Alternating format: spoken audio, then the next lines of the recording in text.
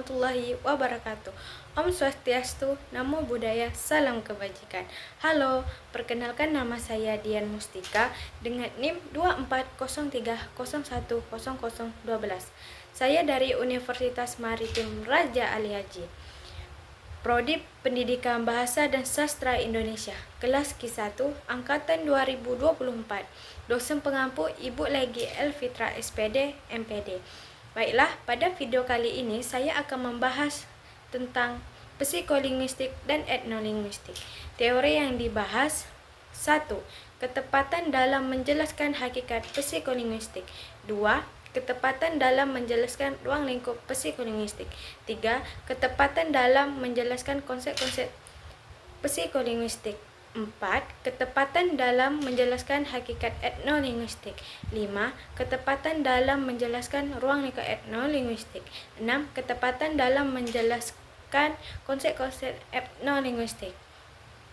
Nah, apa sih hakikat psikolinguistik itu?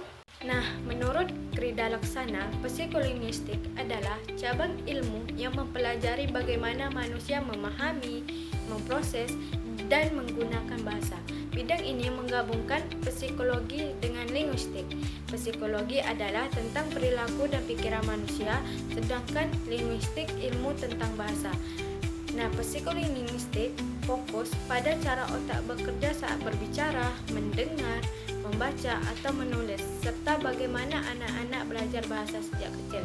Selain itu, bidang ini juga melihat hubungan antara kemampuan bahasa dengan fungsi kognitif seperti ingatan dan perhatian. Dengan kata lain, psikolinguistik mencoba menjelaskan bagaimana bahasa dan pikiran saling mempengaruhi. Contohnya seperti anak proses belajar bahasa dimulai dengan mengucapkan kata-kata sederhana seperti mama, papa. Nah, di situ psikolinguistik mempelajari bagaimana otak anak tersebut memproses bunyi, menghubungkan dengan makna, dan akhirnya menghasilkan kata-kata.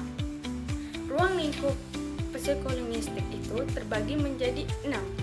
Yang pertama, produksi bahasa, menganalisis bagaimana individu menghasilkan bahasa, termasuk proses mental yang terlibat saat berbicara atau menulis.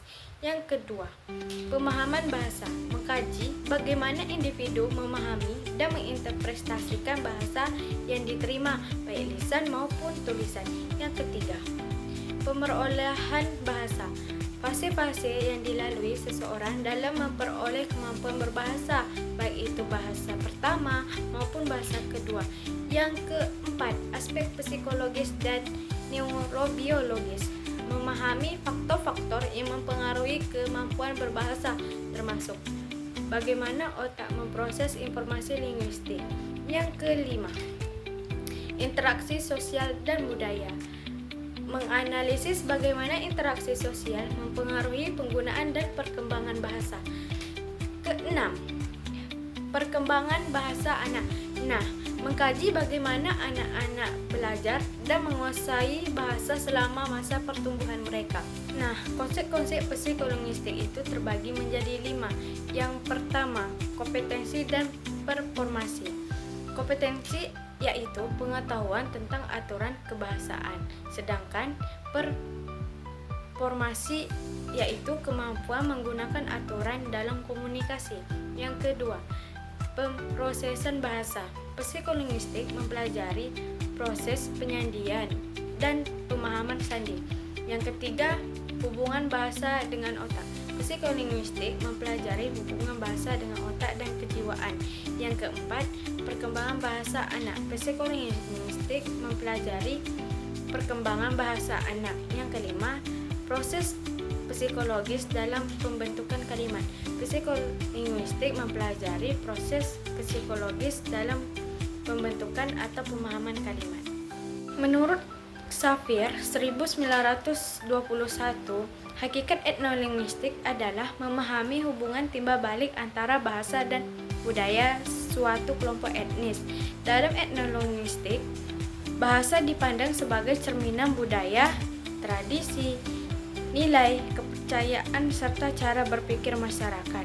Etnolinguistik bertujuan untuk mengungkapkan Bagaimana bahasa dipengaruhi oleh budaya dan sebaliknya. Bagaimana budaya tercermin dalam penggunaan bahasa. Ruang lingkup etnolinguistik meliputi hubungan bahasa dan budaya. Ilmu etnolinguistik mempelajari hubungan antara bahasa, menggunakan bahasa, dan kebudayaan pada umumnya. Ruang lingkup etnolinguistik ada 3. Yang pertama, bahasa dan kosakata. Menganalisis kosakata, frasa, klausa, dan unit-unit linguistik lainnya yang muncul dalam konteks budaya seperti upacara ritual.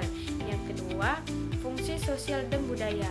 Meneliputi bagaimana bahasa digunakan dalam konteks sosial dan budaya untuk mempertahankan praktik budaya dan struktur sosial.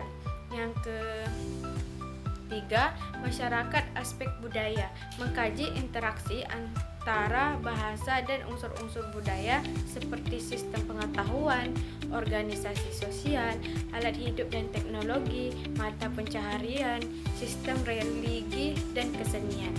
Konsep-konsep etnolinguistik merupakan cabang ilmu yang menyelidiki hubungan antara bahasa dan masyarakat, khususnya masyarakat yang belum memiliki tradisi tulisan, yang menelaah bagaimana bahasa mencerminkan dan mempengaruhi kebudayaan penuturnya. Konsep etnolinguistik ada 4. Yang pertama, bahasa adalah sumber budaya sekaligus praktik budaya. Yang kedua, bahasa mencerminkan budaya tertentu yang melekat erat dalam diri si penutur kata. Yang ketiga, bahasa merupakan salah satu unsur kebudayaan non material selain norma, nilai, dan kepercayaan.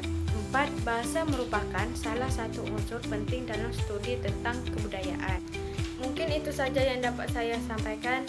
Lebih dan kurang saya mohon maaf. Assalamualaikum warahmatullahi wabarakatuh.